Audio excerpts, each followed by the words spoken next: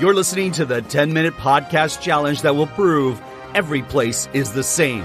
Welcome your host, the irreverent, the cosmopolitan, the wicked, Daniela Vlaskalic. Hello, and welcome to Every Place Is The Same. I am very excited to welcome my guest, Peter Alexandropoulos. Hi, Peter. Hi. How are you? I'm very good. Thank you for having me. Good. Peter, now you have spent some time in Sparta, Greece. Is that correct? Indeed.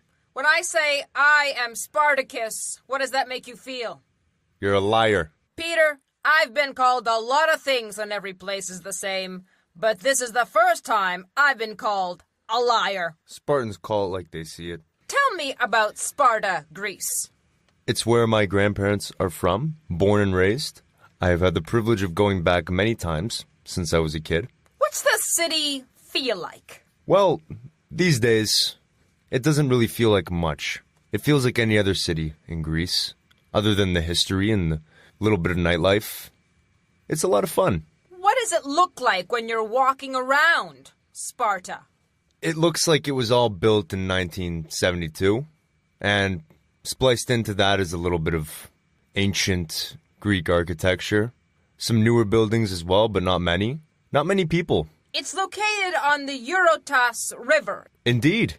Yeah. Now, you've also spent some time in Istanbul, Turkey. Is that correct? I have. Tell me about that. Istanbul. Very, very busy. Very loud. Peter, would you say that Sparta, Greece, and Istanbul, Turkey are the same? Not necessarily. Not necessarily. Well, today, on Every Place Is The Same, we are going to prove that Sparta, Greece, and Istanbul, Turkey are in fact the same. Okay. Are you ready for this? I was born ready. Ancient Greece. What do you know about ancient Greece? Aside from a lot of history that, started in the 2nd century BC, moving forward, there's a lot of mythology mixed in with a lot of, factual history. So, for the most part, a lot of the Greek history is built around a lot of mumbo-jumbo. Let's talk for a moment about the Trojan Wars. Helen, the most beautiful woman in the world at that time, kidnapped by Paris of Troy. Menelaus, her husband, went after her, then causing a huge war. Would you say that the most beautiful women in the world come from Sparta? I would. Would you consider yourself a Greek god? In every way possible, yes. Peter, what's the deal with Greek gods? They're always turning into animals or turning other people into animals. There's a lot of animals. We like our animals. We were pagans after all. Interesting. Istanbul, Turkey. Legends? History? Absolutely. Myths? Sure. Absolutely. Certainly, many myths and many stories about the place once called Constantinople, now called Istanbul. Yes. Tell me about Mistras. Mistras is a very, very ancient castle that's built on a mountain that overlooks Sparta. Very beautiful. And they actually just built a spa there. A spa? Yeah. Talk to me about Turkish baths. Turkish baths. Otherwise known as hammams. I've not had a Turkish bath, but from what I do know about them, they're very relaxing, but also kind of creepy. Creepy? In what way? You have a big, sweaty, usually manly Turkish man soaking you in a hot, wet rag in a lonely room, dead quiet. Sounds steamy. Sure does. Are you a bath or a shower kind of guy? Depends on my mood. Mistras fell to the Turks in 1500. Mm-hmm. So, Turkish influence, Turkish power in Greece. Oh, yeah. Greek power in Turkey. Oh, yeah. Peter, tell me about the Greek power in Turkey. During the early days of the Byzantine ruling, the Greek power quickly migrated out of Greece from the Mediterranean towards the Black Sea, eventually engulfing what was, the entire western part of Turkey. Constantinople specifically was of Greek ruling. There's a church in Constantinople That was one of the first Orthodox churches in the world. Tell me about that church. Hagia Sophia. It's beautiful. It's grand. It's still considered one of the largest and most gorgeous and influential churches of all time. It was then a mosque and now a museum. Is that correct? Yes. Now, let's talk about olive oil. Let's. Do you enjoy olive oil? Very much. On a daily basis. Olive oil and olive trees. Can you find those in Sparta? Everywhere. What about in Turkey? Yeah, you could. You could find olive trees in Turkey. Olive oil and olive trees. Definitely one of the largest exports of both places. Huh. The olive branch. A sign of peace, would you say? Indeed. Absolutely. After all their many years of war, a peaceful time now between Turkey and Greece, yes? For the most part. Tell me about the Golden Horn. The Golden Horn. I don't know. The Golden Horn is the horn-shaped fjord that the commercial ships and anchored boats would sit as they came in and out of Istanbul. It was once a chain that blocked the entire fjord, not allowing enemy ships to come into that area. At one time, Leonardo da Vinci was commissioned to build a bridge across the fjord. Never happened. Shame. It is a shame. Tell me about ships and ports in Sparta.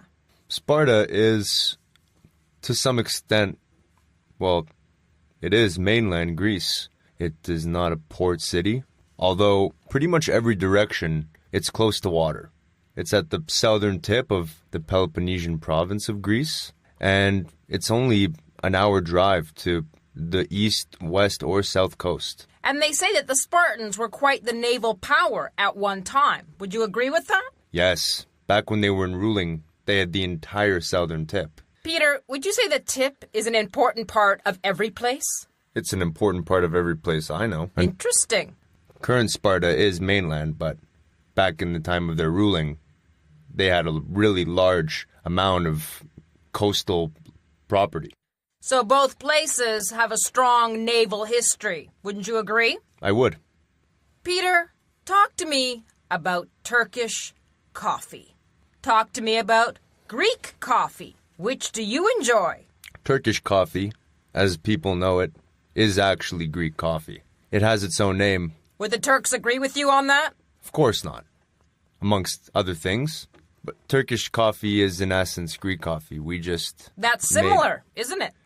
Yeah, it is similar. How is Turkish coffee or Greek coffee different than, let's say, espresso? The grind of Turkish or Greek coffee is even more fine than it is in espresso. Some people say gunpowder fine. Indeed. Sounds like no olive branches exchanged on the coffee front. Never. Ever. Peter, do you like to dance? Always. Do you like to dance in a circle? Very much so. The Greeks often do a circle dance. Is that correct? Most dances are in a circle, yeah. Why is that? I don't know why exactly that is, to be honest. Sense of community. Everyone can join in. That would make sense. Do you know much about the whirling dervish? No. They're known as the Malvanas. It's a service or a form of worship where you spin in a circle as quickly as you can to be able to find a connection with God, I suppose. Sounds crazy. Circles seem to be quite the theme in both types of dancing. Yeah. Have you participated in circle dancing? Many times. Last night, in fact. And you enjoy it? Oh, yeah. What's your favorite part of the circle dance? When you get to be at the front of the line and leading the dance, you don't necessarily have to follow the choreography of the dance. You can kind of freestyle. It's awesome. You said you like to be the leader. Are Spartans natural leaders? It's in our genetics, yeah. You talked about the Hagia Sophia being a museum. Yes. Tell me about some museums in Sparta. There's actually some really cool museums.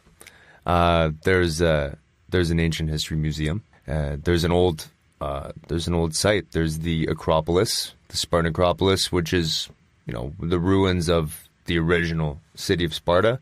And my favorite museum is the Museum of Olive Oil. in Sparta, which is just around the corner from my grandparents' house. What happens there? They show you how they traditionally made olive oil, how they extract olives from trees. You see a lot of medieval technology, and they also show you how they make olive oil now. Tell me about the Tayget Mountains. Taygeto Mountains are the best. They're the coolest landscape to pretty much any city. They stretch for many, many kilometers, and they're the second biggest mountain range in Greece, I believe. Now, do you know where the word Tayet comes from? No. Tayet was a nymph that was chased by Zeus, and in order to protect her, Artemis turned her into a doe with golden horns. Interesting. Golden horns. Sound familiar? Ah, like the golden horn. It's interesting, isn't it? Very. The theme of the golden horns. Peter, we are walking through Sparta. Where are you taking me? I'm taking you to the coffee shop that all my cousins work at, and then we're going to go for a walk to the Acropolis, which I had mentioned. What are we going to have at the coffee shop? A very bland breakfast, Greek style, a Greek coffee, not a Turkish coffee, and a couple cigarettes, of course. The perfect breakfast. The Greek breakfast, you could say. You could. We're walking through Istanbul. Where are you taking me? Well, of course, we'd go to Hagia Sophia. We'd go to the bazaar. And since we're in Turkey, I suppose we'd have a Turkish coffee. Couple of cigarettes? Of course.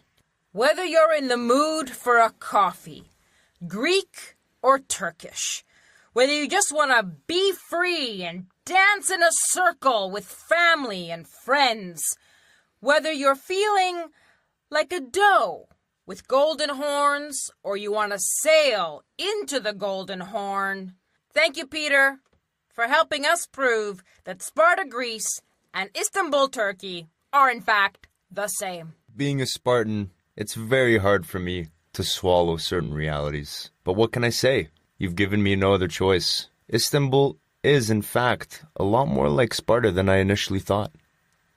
Thank you. You're welcome. Here's a cigarette for you.